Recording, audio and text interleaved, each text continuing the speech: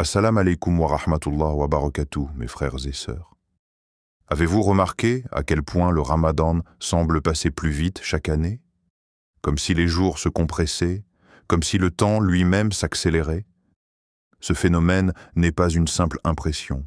Il a été prophétisé il y a plus de 1400 ans par le messager d'Allah. Un avertissement profond, un signe puissant. Mais que signifie-t-il réellement? Pourquoi le temps semble-t-il nous échapper? Et surtout, que devons-nous faire avant qu'il ne soit trop tard? Restez avec moi jusqu'à la fin, car ce que vous allez entendre aujourd'hui pourrait changer votre perception du monde et de votre destinée. 1. La prophétie oubliée. Quand le temps s'efface, le temps, ce bien inestimable que nous possédons tous, mais que personne ne peut retenir. Autrefois, une journée semblait remplie de 1000 instants. Aujourd'hui, elle disparaît comme un rêve au réveil. Nous courons, mais vers quoi? Nous vivons, mais pourquoi? La prophétie du prophète Mohammed ne se limite pas à un simple constat. Elle est un avertissement, un signal d'alarme pour les âmes qui réfléchissent. Et il est celui qui a créé la nuit et le jour, le soleil et la lune, chacun voguant dans une orbite. Sourate Al-Anbiya 21-33. Le temps est un cycle parfait, réglé par la sagesse divine. Mais alors, pourquoi avons-nous l'impression qu'il nous échappe de plus en plus vite? Les savants expliquent que ce phénomène ne concerne pas seulement le temps physique, mais aussi notre perception du temps. Plus nous sommes éloignés d'Allah, plus nous sommes absorbés par la dunya, plus le temps perd son sens. Nous remplissons nos journées, mais pas nos âmes. Nous gagnons du temps, mais nous perdons l'essentiel. Pose-toi la question. Quand as-tu réellement vécu le moment présent pour la dernière fois? Peut-être que le secret de cette prophétie n'est pas seulement un signe de la fin des temps, mais un appel à ralentir, à redonner un sens à chaque seconde. Et si cette accélération du temps n'était pas une fatalité, mais un test? 2. Une illusion ou un test d'Allah? Nous vivons dans un tourbillon incessant. Chaque jour, des milliers d'images, de notifications et de sollicitations captent notre attention. Le matin commence par un écran, la nuit se termine par un écran, et entre les deux, une course effrénée contre le temps. Mais as-tu déjà ressenti ce vide malgré l'agitation? Cette sensation étrange d'être occupé sans être présent, d'avoir tout, sauf la paix intérieure? Le prophète Muhammad nous a prévenus. Il y a deux bienfaits que beaucoup de gens gaspillent, la santé et le temps libre. Rapporté par Al-Bukhari. Peut-être que ce n'est pas le temps qui disparaît, mais nous qui le laissons nous glisser entre les doigts. Regarde les instants bénis du passé. Les compagnons du prophète trouvaient la sérénité même dans les batailles. Les pieux prédécesseurs méditaient des heures sur un seul verset du Coran, tandis que nous l'effleurons à peine avant de passer à autre chose. Ce phénomène que nous vivons, est-il une simple illusion créée par notre mode de vie?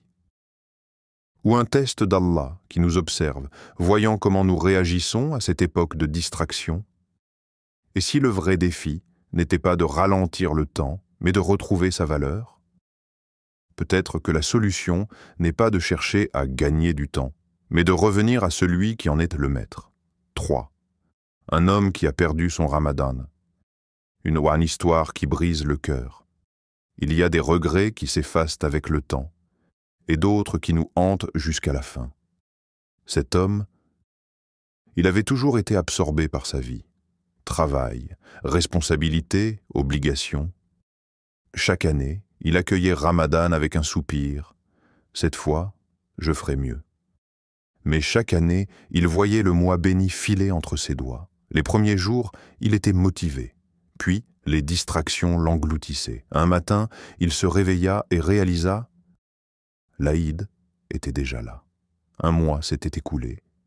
Et lui, qu'avait-il changé? » Son cœur se serra. Il se promit « l'année prochaine, je ne répéterai pas la même erreur. » Mais l'année suivante ne vint jamais. Comme Allah nous avertit, jusqu'à ce que la mort vienne à l'un d'eux et qu'il dise Seigneur, fais-moi revenir afin que je fasse le bien dans ce que je délaissais. Non, c'est simplement une parole qu'il dit. Sourate Al-Mu'minun, 23, 99 à 100. Combien d'entre nous vivent ce même schéma? Nous repoussons la prière, l'invocation, la repentance, comme si nous étions sûrs d'avoir un autre Ramadan, et si cette année était notre dernière chance. Ne laisse pas ton cœur ressentir le regret de cet homme. Il est encore temps, tant que ton souffle n'a pas cessé. 4. Quel que pouvons-nous faire avant qu'il ne soit trop tard? Le temps s'envole, mais Allah, dans sa miséricorde infinie, nous offre encore une opportunité. L'opportunité de briser le cycle de l'oubli avant qu'il ne nous engloutisse. Ce monde nous pousse à courir après l'éphémère, mais Allah nous appelle à quelque chose de plus grand. Ô vous qui avez cru, répondez à l'appel d'Allah et de son messager lorsqu'il vous appelle à ce qui vous donne la vie. Sourate Al-Anfal 8, 24. La vraie vie n'est pas dans la course effrénée, mais dans le retour à Allah. Alors, comment arrêter l'horloge du regret avant qu'il ne soit trop tard? Ralentissons notre cœur en nous rappelant Allah. Chaque Subhanallah est une lumière, chaque Alhamdulillah une bénédiction, chaque Allahu Akbar un retour à l'essentiel. Reprenons le contrôle de notre prière, car à chaque sujoud, nous brisons l'illusion du temps et nous nous connectons à l'Éternel. Arrêtons de dire « plus tard », car plus tard pourrait ne jamais venir. Le repentir, l'aumône, la prière, tout ce que nous remettons à demain, c'est un trésor que nous risquons de perdre à jamais. Et si cette nuit était notre dernière? Que ferions-nous? Le prophète a dit « Prie comme si c'était ta dernière prière », rapporté par Ibn Majah. Ce Ramadan, ne laissons pas le temps nous voler ce que seul Allah peut nous offrir. Un cœur en paix et un avenir éternel. 5. Un secret pour prolonger le Ramadan. Et notre vie spirituelle, le temps. Nous avons l'impression qu'il s'accélère, qu'il nous échappe, qu'il nous vole nos moments les plus précieux. Mais la vérité, c'est que ce n'est pas le temps qui disparaît, c'est la bénédiction qui s'efface. Certains savants disent que le temps est comme un récipient. Plus il est rempli de dhikr, de prières et de bonnes actions, plus il se dilate. Mais plus il est rempli de distractions, d'insouciance et de négligence, plus il se rétrécit jusqu'à ne devenir qu'un souffle. Le prophète nous a révélé un secret. La bénédiction du temps se trouve dans le fajr et le dhikr d'Allah. Rapporté par Al-Bukhari et Muslim, observe ceux qui prient Fajr sincèrement. Leur journée semble plus longue, plus paisible, plus remplie de sens. Et regarde ceux qui négligent ce moment béni. Leur journée s'enchaîne comme un brouillard, floue et épuisante. Si nous voulons que le Ramadan ne soit pas juste un mois, mais une renaissance, alors nous devons l'ancrer dans notre quotidien. Commence ta journée avec Allah. Avant même de toucher ton téléphone, fais du dhikr. Plonge-toi dans la prière de Fajr. Elle, c'est la clé d'un temps béni. Multiplie les moments de sincérité. Une seule larme versée pour Allah peut donner plus de sens à ta vie que 1000 mois d'insouciance. Et si la vraie baraka n'était pas dans la quantité de temps, mais dans la profondeur de chaque instant avec Allah? 6. Avant qu'il ne soit trop tard, mes frères et sœurs, combien de ramadans avons-nous vu passer sans réellement les vivre? Nous avons commencé plein d'ambitions, puis les jours ont filé, les nuits se sont effacées, et à la fin, nous nous sommes retrouvés devant l'Aïd avec un goût amer. Combien de fois avons-nous regretté en nous disant « J'aurais pu prier plus, je n'ai pas assez pleuré devant Allah, j'aurais dû faire davantage. » Mais voici la vérité. Le temps ne revient jamais en arrière. Seul Allah, dans sa miséricorde infinie, nous offre une porte ouverte, encore et encore, tant que notre souffle n'a pas cessé. Il nous rappelle dans un hadith qudsi, « Ô mon serviteur, si tu viens à moi avec une terre pleine de péchés, je viendrai à toi avec une terre pleine de pardon. » Rapporté par At-Tirmidhi. Alors pourquoi attendre? Si nous avons manqué nos prières, prions dès maintenant. Si nous avons oublié Allah, invoquons-le à cet instant. Si notre cœur est dur, demandons-lui de l'adoucir. Ce Ramadan pourrait être notre dernier.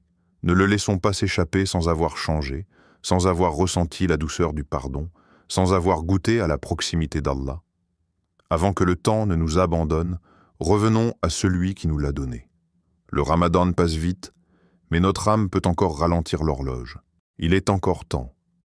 Temps de prier, de se repentir, de vivre pleinement ce mois béni. Ne faisons pas partie de ceux qui réalisent trop tard que le temps était leur plus grande richesse. Qu'Allah nous accorde la sagesse d'utiliser chaque instant pour nous rapprocher de lui. Et hâtez-vous vers le pardon de votre Seigneur et un paradis aussi large que les cieux et la terre, préparé pour les pieux. Sourate Al-Imran 3:133. Assalamu alaikum wa rahmatullah wa barakatuh.